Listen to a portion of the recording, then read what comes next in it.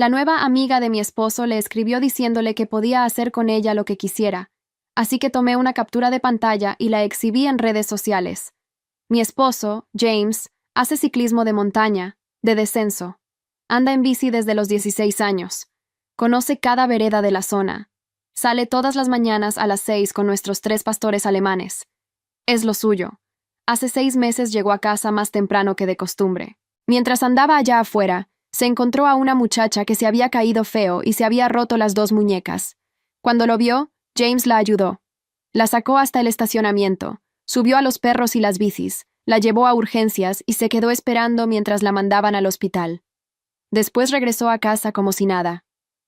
Una semana más tarde, uno de sus compañeros de ruta le mandó una captura. Ella había publicado en varios grupos de Facebook tratando de encontrar a James, el de la camioneta negra y los 3 perros, el que me salvó. Mi esposo no usa redes sociales, así que le dijo a su amigo que le diera su número. Ella le escribió para confirmar que era él. Él dijo que sí, que qué bueno que se estaba recuperando, que con gusto la había ayudado. Ella le ofreció dinero o invitarlo a comer. Él no aceptó. Solo dijo que con gusto la había ayudado, y ahí lo dejó. Al principio los mensajes eran normales. Hola, espero que estés bien. Cada tantos días. Nada raro. Luego ella empezó a mejorar y pudo volver a andar en bici, y ahí también cambió la cosa. Deberíamos ir a la vereda algún día. Aquí está el detalle. Mi esposo antes competía. Es rápido, muy rápido. Y los muchachos con los que anda también. Esta muchacha era principiante y apenas se estaba recuperando de unas muñecas rotas. No había manera de que les siguiera el paso, y él lo sabía. Trató de decir que no con educación. Tal vez en otra ocasión. Pero ella seguía insistiendo. Al final aceptó verla una sola vez. Le dio unos consejos de postura y de técnica. Se suponía que ahí quedaba todo. En vez de eso, empezó a escribirle a cada rato. Que qué equipo le recomendaba. Que cómo era su rutina de entrenamiento. Que si le podía dar clases. Cosas al azar sobre senderismo. Así estuvo durante meses. Nunca, ni una sola vez, me sentí preocupada. James deja su teléfono en la barra de la cocina, sin contraseña. Nuestra hija de 7 años juega en él. Los mensajes se sincronizan con la iPad y con la laptop. Él lo sabe y no le importa. Nunca me ha dado un motivo para no confiar en él. ¿Pero ella? Empecé a notar cosas. Ella siempre iniciaba. Si él no contestaba, mandaba varios mensajes hasta que respondía. Y nunca, ni una vez, reconoció que yo existía. Cuando James le comentó, «No puedo andar el domingo. Es el cumpleaños de mi esposa». Ella contestó en menos de un minuto, «Ay, felicítala de mi parte». Y luego, sin respirar, 2 párrafos sobre una vereda nueva al norte de Phoenix, sobre lo sensibles que tenía todavía las muñecas, sobre que necesitaba a alguien con experiencia que la acompañara. James lo leyó en voz alta mientras se servía café, riéndose, como si fuera lo más normal del mundo. ¿Te fijaste?, le dije. Ni siquiera preguntó cómo me llamo. Está nerviosa de volver a rodar. Es buena onda. Le dio un trago al café y guardó el teléfono en la bolsa del pantalón. Lo dejé pasar. Era mi cumpleaños. No iba a arrancar el día discutiendo por una mujer que nunca había visto en mi vida. Había planeado algo sencillo. Desayuno con Sofía, mi hija de 7 años, que llevaba toda la semana guardando un dibujo debajo de su almohada para dármelo. En la noche, una cena en el lugar italiano de Scottsdale, al que nunca íbamos porque James siempre estaba cansado de tanto pedalear. Reservé mesa para 2. Le pedí a mi vecina que se quedara con Sofía. A las 11 de la mañana, el teléfono de James sonó sobre la barra de la cocina. Yo estaba amasando, con las manos llenas de harina, y alcancé a ver la pantalla iluminarse. Era ella. A la 1 sonó otra vez. A las 3, cuando estábamos en el patio con Sofía soplando burbujas, sonó 4 veces seguidas. «Contéstale», le dije. «No es urgente». «Contéstale, James. No vas a estar tranquilo hasta que lo hagas». Tomó el teléfono. Lo vi teclear, borrar, teclear otra vez. Cuando lo soltó, le pregunté qué quería. Que si podíamos rodar mañana temprano. Le dije que no. ¿Y eso fue todo? Me preguntó por qué no podías festejar tu cumpleaños otro día. Hizo una pausa, como si él mismo apenas lo estuviera oyendo. Le dije que las cosas no funcionan así. Algo se me apretó en el estómago.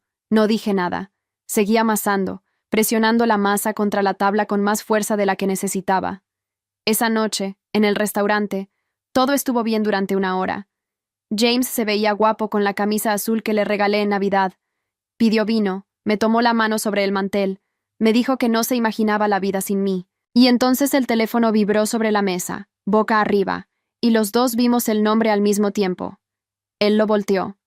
Pero el resto de la cena ya no fue igual. Yo seguía hablando, contando algo de Sofía, pero una parte de mí estaba en ese teléfono boca abajo, esperando a que vibrara otra vez. Vibró 2 veces más antes de que llegara el postre. ¿Quieres que lo apague?, preguntó. Quiero que te des cuenta de lo que está pasando. No está pasando nada, pero lo dijo bajito, sin mirarme a los ojos. Llegamos a casa pasadas las 11.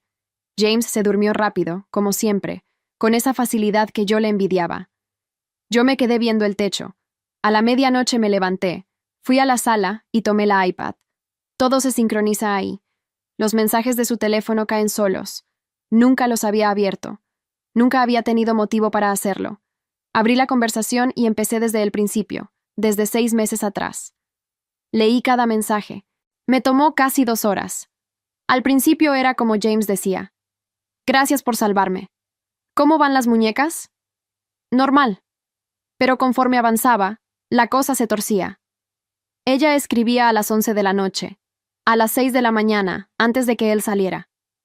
Le mandaba fotos de sus rodillas raspadas, de su bici nueva, de ella en ropa deportiva frente al espejo. Cuando él tardaba en contestar, mandaba 3, 4, 5 mensajes seguidos. ¿Sigues ahí? ¿Dije algo malo? No me ignores, porfa. Y James contestaba poco, cortante. Qué bueno. Me da gusto. Ando ocupado. Nunca le seguía la corriente. Eso, al menos, era verdad. Pero había un mensaje, de hacía 3 días, que leí 2 veces para estar segura de que decía lo que decía. Ella le había escrito que con él se sentía distinta, que su exnovio nunca la había tratado con respeto, y que James podía hacer con ella lo que quisiera, cuando quisiera. James no había contestado nada, ni una palabra. El mensaje estaba ahí, solo, sin respuesta, desde el martes. Me quedé sentada en el sillón, con la iPad en las piernas y la casa en silencio, oyendo nada más el reloj de la cocina y la respiración de los perros en el pasillo. No estaba celosa de él. James no había hecho nada. Lo que me hervía por dentro era otra cosa. Era que esa mujer llevaba 6 meses metida en mi casa, en el teléfono que estaba sobre mi barra, en las mañanas de mi esposo, y nunca, ni una sola vez, había reconocido que yo existía. Para ella yo no era una persona. Era un estorbo. Un detalle que se podía mover de fecha, como mi cumpleaños. Y yo había hecho exactamente lo que ella esperaba que hiciera. Nada. Me había quedado del otro lado de la puerta, amasando pan, mientras alguien decidía que mi vida era de quita y pon. Apagué la iPad. Por la ventana de la sala se veía la cochera, las 2 bicis de James colgadas de la pared, los cascos, los guantes, todo ese mundo suyo en el que yo nunca había entrado porque siempre pensé que no era para mí. Esa mujer creía que la vereda era su terreno, que ahí ella era intocable y yo no pintaba nada.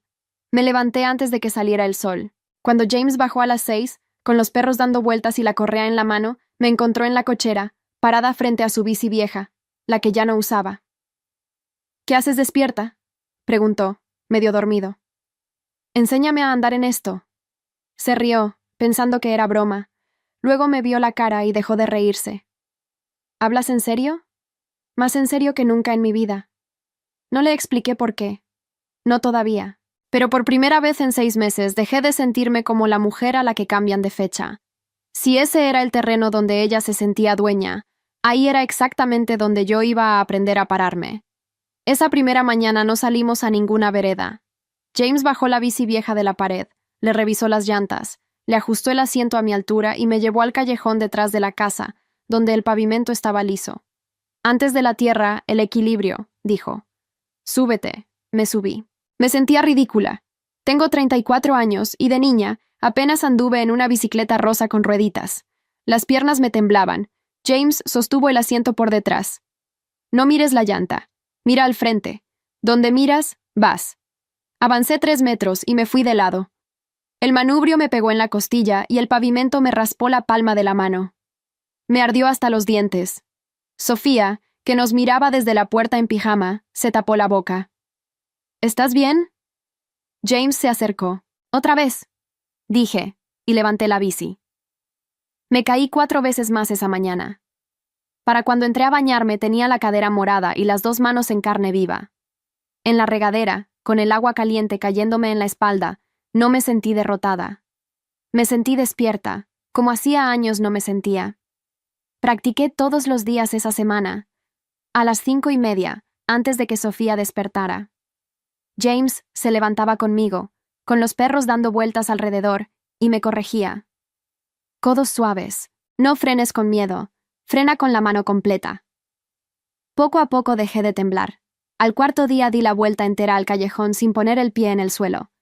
James soltó un grito, los perros ladraron, y yo me reí tan fuerte que por poco me caigo de la pura risa. Algo entre nosotros cambió esos días.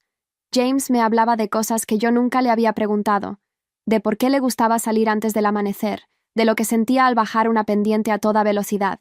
Llevábamos años hablando de la hipoteca, de la escuela de Sofía, de qué íbamos a cenar. De esto, no. ¿Por qué nunca me invitaste?, le pregunté una noche. Se quedó pensando. Creí que no te interesaba. Nunca preguntaste. Tenía razón. Nunca pregunté. Me había quedado afuera por mi propia cuenta, y alguien más había aprovechado el lugar vacío. 2 semanas después, James me dijo que el grupo salía el sábado a una vereda fácil, plana, buena para empezar, que querían conocerme. ¿Saben de mí?, pregunté. Carlos lleva años preguntándome por qué nunca te llevo. Carlos era el amigo que le había mandado la captura de Facebook meses atrás. Llegó al estacionamiento del sendero con su esposa, Brenda, y otros 3 del grupo. Yo esperaba que me trataran como al accesorio del marido. No fue así. ¡Por fin! Carlos me apretó la mano fuerte. Pensé que James te tenía escondida. Brenda me prestó unos guantes acolchonados. Estos te salvan las manos en las bajadas, dijo. Me explicaron cómo soltar el peso sobre las raíces, cómo no clavar el freno de adelante. Me hablaban como a una más. Por primera vez en mucho tiempo no me sentí de quita y pon. Y entonces llegó ella. La reconocí antes de que nadie dijera su nombre. La había visto en las fotos de la conversación, frente al espejo, en ropa deportiva. En persona era más bajita, con una bici nueva carísima y unos lentes de sol que no se quitó ni para saludar. «Ah», dijo mirándome de arriba abajo, deteniéndose en mis rodillas raspadas y en mi bici vieja. «¿Y esta quién es?» James habló antes que yo. «Mi esposa, Camila. Va a rodar con nosotros». Megan levantó una ceja por encima de los lentes. Sonrió de esa manera que no es sonrisa. «Qué tierno». Se acomodó el casco. «La vereda no es fácil para alguien que apenas se sube a una bici. No quiero que te lastimes». Y luego a James, como si yo ya no estuviera parada ahí. «¿La de siempre o nos vamos por la del cañón?» Ahí estaba otra vez. Me había mirado 3 segundos y ya me había borrado. Para ella yo era la principiante que iba a llorar en la primera subida y a quedarse en casa la próxima vez. Apreté el manubrio. Las manos me dolían debajo de los guantes de Brenda. «Vamos por donde ustedes quieran», dije. «Yo aguanto». Carlos soltó una risa. Brenda me dio una palmada en el hombro. Megan no contestó. Arrancó adelante, levantando polvo, dejando a todos atrás, igual que James me había contado que hacía. La vi alejarse por la vereda, tan segura de que en una hora yo iba a rendirme. No sabía con quién se había metido. Yo tampoco lo sabía todavía. Pero con el sudor bajándome por la espalda y las palmas ardiendo, decidí que no me iba a bajar de esa bici hasta que ella entendiera que yo no me muevo de fecha para nadie. La vereda era de tierra suelta y piedra. Me caí en la primera subida, justo como ella esperaba. Me levanté, me caí otra vez en una raíz y Brenda frenó a esperarme. «Tómate tu tiempo», dijo. No me tomé mi tiempo. Pedaleé hasta que me ardieron los muslos, hasta que el corazón me golpeaba en los oídos, y la boca me sabía a metal. Las piedras me brincaban el manubrio entre las manos, y yo lo apretaba más fuerte. No fui rápida. Fui la última, siempre la última. Pero terminé los 8 kilómetros completos. En la última bajada, James se quedó atrás conmigo en vez de irse adelante con los demás. «Frena con las 2 manos, parejo», dijo, rodando a mi lado. Eso es. Mírame a mí, no al suelo. Lo miré. Bajé sin caerme. Cuando puse los 2 pies en el estacionamiento, las piernas me temblaban, pero por dentro algo se había encendido. Carlos me recibió con los brazos abiertos. La mayoría no termina su primera vez, dijo. Y tú la terminaste enterita. Le falta técnica, dijo James pasándome una botella de agua. Pero no le falta lo otro. Eso no se enseña. Megan ya estaba ahí, recargada en su camioneta, bebiendo agua. Me vio bajar de la bici entera, sin una lágrima, y por primera vez no dijo nada. Se le borró la sonrisa que no era sonrisa. Esa fue la primera grieta. Pequeña. Pero la vi. Para el segundo mes, ya no era la última. Mi cuerpo cambió antes que mi cabeza. Las piernas se me pusieron firmes. Las manos se me hicieron callos donde antes se abrían en carne viva, y aprendí a leer la vereda, a ver la piedra antes de llegar a ella. Salía 3 veces por semana. Sofía se acostumbró a verme volver cubierta de polvo y empezó a pedirme que le enseñara a ella. James estaba distinto conmigo, más presente. Me esperaba en las bajadas, me grababa con el teléfono para corregirme la postura, le presumía a Carlos que yo había bajado el cañón sin frenar de más. En las noches platicábamos de la salida del día siguiente como 2 personas que comparten algo, no como 2 que se cruzan en la cocina. Megan seguía rodando con el grupo, y seguía sin verme. Pero algo en ella se había puesto tenso desde aquel sábado en que terminé mi primera vereda. Ya no me soltaba el «no te vayas a lastimar». Ahora me ignoraba con más ganas, como si ignorarme le costara trabajo. Fue Brenda quien me abrió los ojos. Una tarde, después de una salida, nos quedamos las 2 en el estacionamiento mientras los hombres cargaban las bicis. Brenda jugaba con la tapa de su botella, sin mirarme. «Oye, Camila, ¿puedo decirte algo sin que te enojes?» «Dime». Megan anda diciendo cosas. Se me cerró el estómago. «¿Qué cosas?» Que James le da clases particulares, a solas, entre semana, que por eso ella mejoró tan rápido. Lo cuenta como si nada, pero lo cuenta de una manera. Ya sabes. Con sonrisita, dejando que cada quien piense lo que quiera. Eso es mentira. James entrena conmigo, a la vista de todos. Lo sé, yo les dije eso a las muchachas, pero Megan tiene labia, y algunas ya andan murmurando.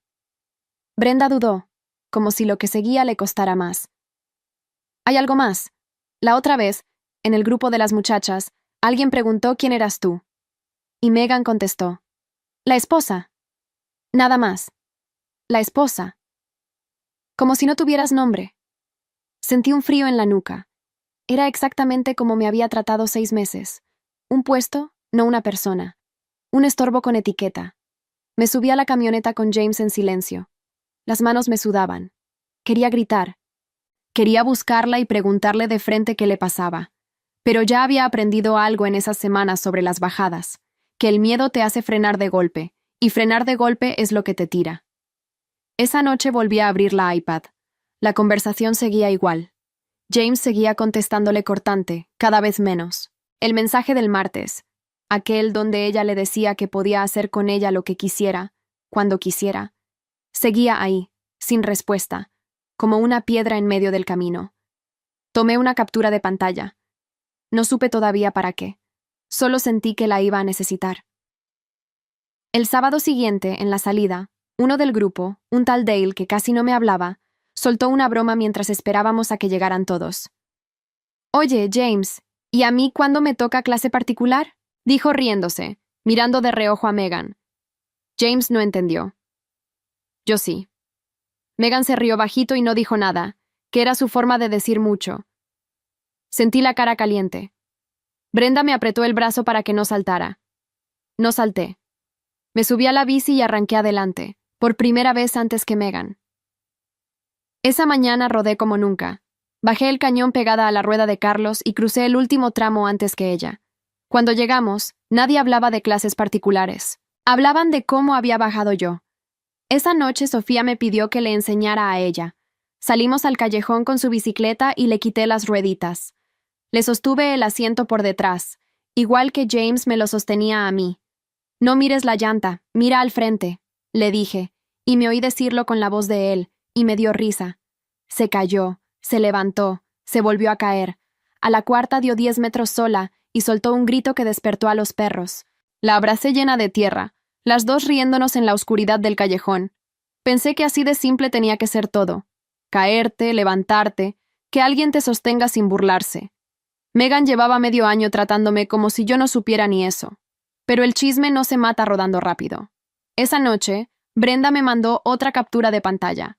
Era del grupo de las esposas y novias del club, ese donde James no entra. Megan había escrito ahí: «Pobre Camila, de verdad se esfuerza. Pero una aprende a andar en bici para estar cerca de alguien, no por el deporte.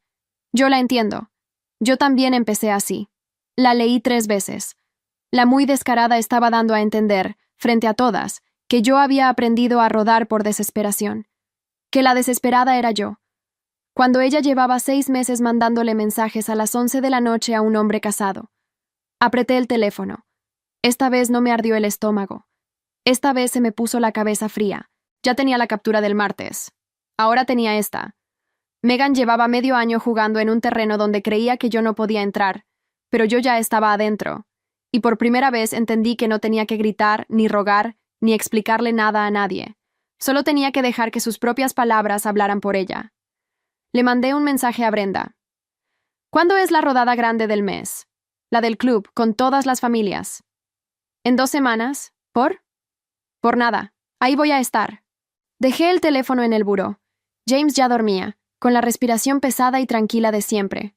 Lo miré un rato en la oscuridad. Él no había hecho nada. Esa era la parte que más me dolía y la que más fuerza me daba. Yo no estaba peleando por un marido que se me iba. Estaba peleando por mi lugar, ese que llevaba 6 meses dejando que alguien más ocupara. En 2 semanas iba a estar toda la comunidad junta en un mismo lugar. Y ahí, en su propio terreno, esto se iba a acabar. La rodada grande del mes era distinta. No eran 5 amigos en un sendero a las 6 de la mañana. Era el club entero. 40 personas, familias completas, una carpa con mesas, hieleras, niños corriendo entre las bicis. Llevé a Sofía. James llegó temprano a ayudar a montar la carpa. Megan llegó con su bici nueva y, por primera vez, conmigo en la mira desde que bajó de la camioneta. Yo sabía que iba a intentar algo. Lo que no sabía era qué. Lo intentó a media mañana, antes de salir a rodar, cuando estábamos todos reunidos junto a la carpa y el presidente del club daba indicaciones de la ruta. Megan levantó la mano y habló fuerte, para que todos oyeran. «Una pregunta. ¿Vamos a esperar a los principiantes en cada subida?» «Lo digo porque la última vez tuvimos que parar mucho». Me miró.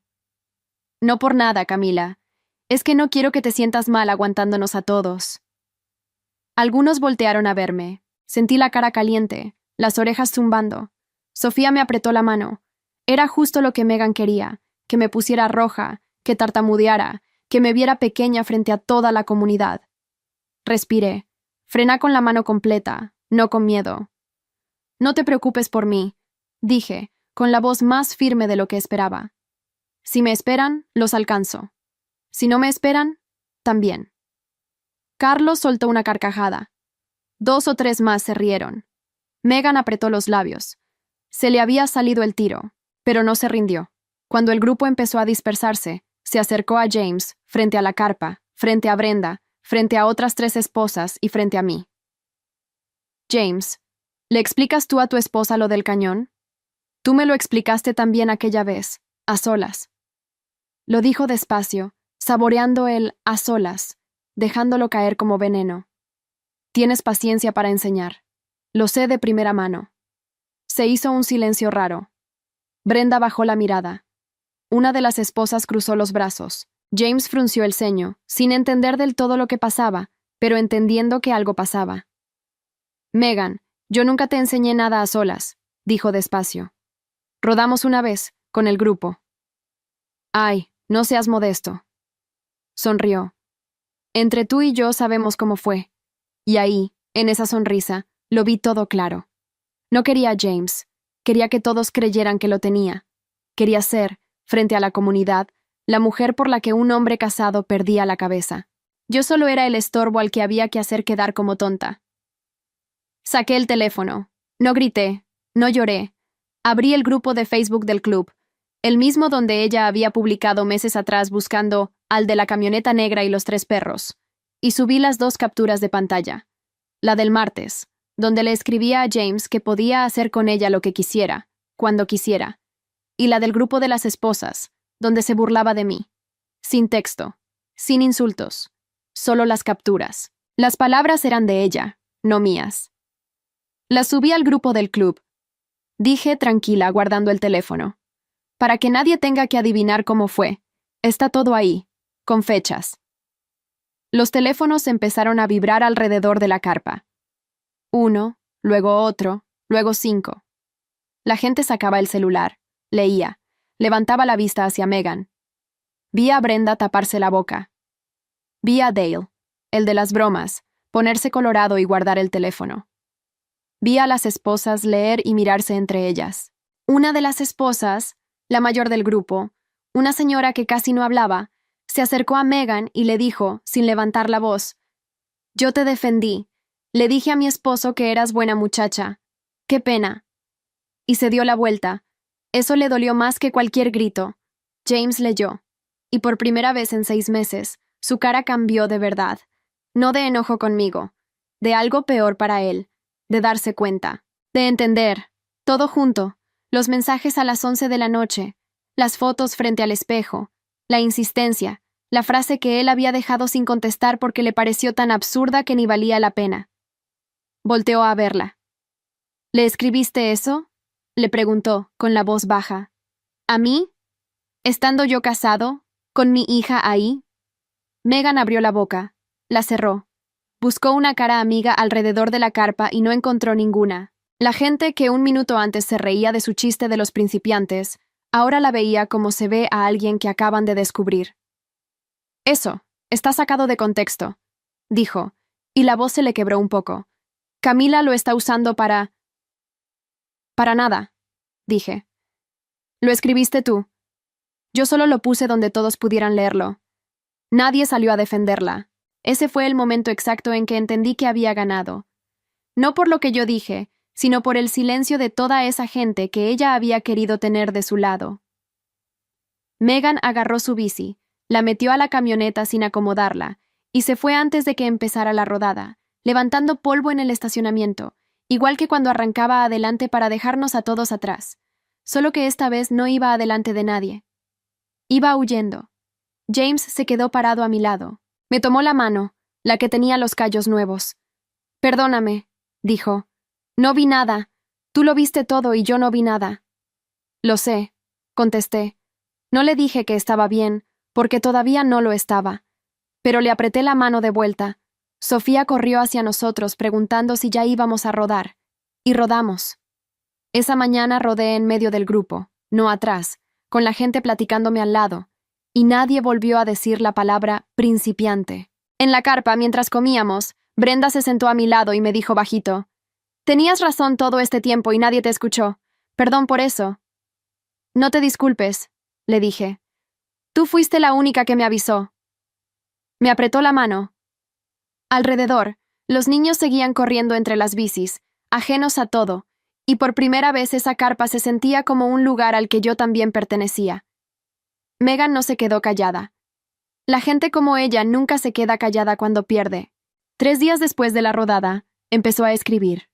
No a mí, a todos. Puso un mensaje largo en el grupo de Facebook del club, de esos que se nota que escribiste y borraste 5 veces antes de mandar. Decía que ella era la víctima, que la habían expuesto sin su permiso, que sus mensajes eran privados y que yo, una mujer celosa e insegura, los había sacado de contexto para humillarla. Que ella solo había sido una muchacha lastimada buscando apoyo y que la comunidad le había dado la espalda. Hace 6 meses, ese mensaje me habría destrozado. Lo habría leído 20 veces. Habría llorado. Habría escrito una respuesta de 3 párrafos defendiéndome, borrándola, escribiéndola otra vez. Esta vez ni contesté. No tuve que hacerlo. Lo hicieron los demás. Brenda fue la primera. Escribió debajo. Megan, los mensajes los escribiste tú. Nadie te puso esas palabras en la boca. Luego Carlos. Privado era hasta que se lo mandaste a un hombre casado. Una de las esposas, la que había cruzado los brazos junto a la carpa, escribió que ella misma había visto cómo Megan se burlaba de mí en el otro grupo, y puso, otra vez, la captura. Dale, el de las bromas, escribió un ya párale, y nada más. La vi intentar girar la historia, y la vi fracasar en tiempo real, comentario por comentario. A la media hora, borró su mensaje. A la hora, se salió del grupo. Para el fin de semana, ya no estaba en ninguna de las listas de salida del club. Nadie la invitó. Nadie preguntó por ella. Simplemente dejó de existir en ese mundo donde tanto había querido ser el centro. No sentí la satisfacción que esperaba sentir. No salté de gusto. Sentí, sobre todo, un alivio grande y silencioso, como cuando bajas del cerro y por fin pones los dos pies en el suelo plano. Se había acabado. Y se había acabado sin que yo tuviera que rebajarme a su nivel. James cambió en esas semanas. No de un día para otro, pero cambió. Empezó a dejar el teléfono boca arriba sin que yo se lo pidiera. Una noche se sentó en la cama y me dijo que había estado pensando, que durante meses confundió no hacer nada malo con no hacer nada, y que no eran lo mismo. Que mientras él contestaba cortante y se lavaba las manos, yo me había quedado sola del otro lado. Tenía razón y no lo contradije, pero también era verdad que esos 6 meses me habían sacado de la cocina y me habían subido a una bici, y que la mujer que ahora le hablaba en esa cama no era la misma que él dejaba afuera de su mundo. Eso también se lo dije. Lo entendió. Lo raro vino después. No esperaba lo que pasó después. Una tarde, en el estacionamiento, se me acercó una mujer que yo no conocía. Tendría 40 y tantos, tenis nuevos, una bici prestada y la cara de miedo que yo tenía aquel primer día en el callejón. Disculpa, dijo. Tú eres Camila, ¿verdad? La que empezó de cero hace unos meses. Brenda me contó. Yo. Siempre quise aprender, pero me da pena. Siento que ya estoy grande, que todos van a ser mejores que yo. Se rió, nerviosa. ¿Cómo le hiciste? Me quedé callada un momento, no por no saber qué decir, sino porque algo se me acomodó por dentro al oírla. Era yo, hablándome a mí misma 6 meses atrás. Te caes, le dije. Te caes muchas veces, y te vuelves a subir. No hay otro secreto. Le señalé mi bici. ¿Quieres que te enseñe el equilibrio primero? En lo plano. Así empecé yo. Le brillaron los ojos. Esa tarde le di su primera lección en el estacionamiento liso, sosteniéndole el asiento por detrás como James me lo sostuvo a mí. Se cayó 2 veces. A la tercera dio 10 metros sola. Gritó como niña chiquita. Yo me reí con ella. No fue la última. Brenda les contó a otras. En 2 semanas eran 4 mujeres las que me buscaban los martes y jueves, para que les enseñara lo básico antes de atreverse a salir con el grupo. Mujeres que llegaban con la misma pena, la misma idea de que ya estaban grandes, de que ese mundo no era para ellas. La misma idea que yo había tenido, esa que había dejado que alguien más ocupara mi lugar mientras yo amasaba pan creyendo que no me tocaba entrar. Una de ellas me contó, mientras le ajustaba el casco, que su esposo se reía de ella por querer aprender a su edad. Dice que voy a hacer el ridículo. Le apreté el hombro. El ridículo lo hace el que se ríe de alguien por intentarlo, le dije. Se quedó pensando. Un rato después rodó sus primeros metros sin que yo la sostuviera. Cuando se bajó, no me dio las gracias a mí. Se las dio a ella misma. La oí decir, bajito. Lo hiciste, tonta. Y se rió sola. Esa risa valía más que cualquier pago. Una de ellas, una tarde, me preguntó cuánto me debía por las clases. Nada, le dije por reflejo. Pero esa noche, lavando los trastes, me quedé pensando. James se acercó por detrás y me preguntó en qué pensaba. En que 4 mujeres me buscan para que les enseñe, dije. Y en que les dije que gratis, sin siquiera pensarlo. Como si lo que sé no valiera. James cerró la llave del agua. ¿Y si valiera? Dijo. Me sequé las manos despacio. Afuera, en la cochera, estaban las 2 bicis colgadas en la pared. La de James y la mía, que ya no era prestada, me la había comprado con mis ahorros el mes anterior. Las miré un rato largo. Por primera vez en años no estaba pensando en la hipoteca, ni en la escuela de Sofía, ni en qué íbamos a cenar. Estaba pensando en mí, en algo que era mío, en algo que nadie me había enseñado a querer, pero que ahora sabía exactamente cómo se sentía. Tardé 4 meses en abrir el local. Era pequeño, en una esquina al norte de Phoenix, cerca de las veredas donde había aprendido a caerme. Renté el lugar con mis ahorros y un préstamo chico que pedía mi nombre, sin pedirle permiso a nadie.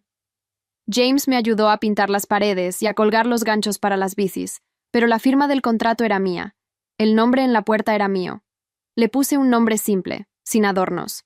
Un taller y escuela de ciclismo para mujeres. Preparábamos bicis, vendíamos lo básico, y 3 días a la semana yo daba clases para principiantes. Empezar de cero.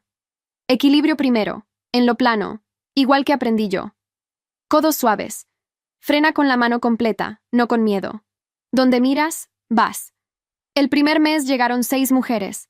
El segundo, 14. Llegaban con la misma cara con la que yo me había parado aquella madrugada en la cochera frente a la bici vieja de James. La cara de quien cree que ese mundo es de otros. Señoras que nunca habían hecho deporte. Muchachas que se sentían torpes. Una abuela de 63 años que quería rodar con sus nietos y no podía. A todas les dije lo mismo. Te vas a caer y te vas a volver a subir, y no hay otro secreto. Los mismos grupos de Facebook donde Megan había publicado meses atrás buscando al de la camioneta negra, ahora se llenaban de mensajes preguntando por mí, por mi taller, por mis clases. Las mujeres se etiquetaban entre ellas. Ve con Camila, ella te enseña sin que te dé pena. Mi nombre, el que Megan nunca quiso preguntar, ahora lo escribía a media ciudad. De ella casi no supe más.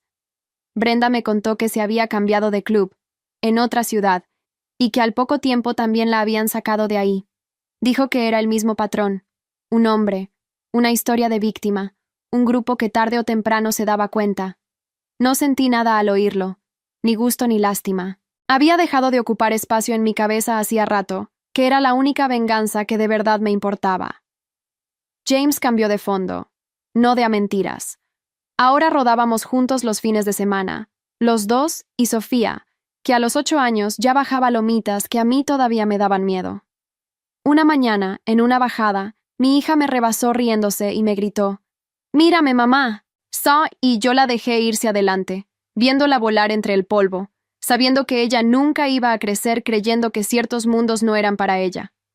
Eso solo valía cada raspón. La abuela de 63 años, la que quería rodar con sus nietos, fue la que más me marcó. Se llamaba Lupita. Se cayó tantas veces en el estacionamiento que yo empecé a tener miedo de que se lastimara de verdad. Le dije que tal vez esto no era para ella, que no pasaba nada. Me agarró del brazo, con esa fuerza que tienen las señoras, y me dijo, «Tú no me digas a mí lo que no es para mí. Eso ya me lo dijeron toda la vida». Me quedé callada y le seguí sosteniendo el asiento.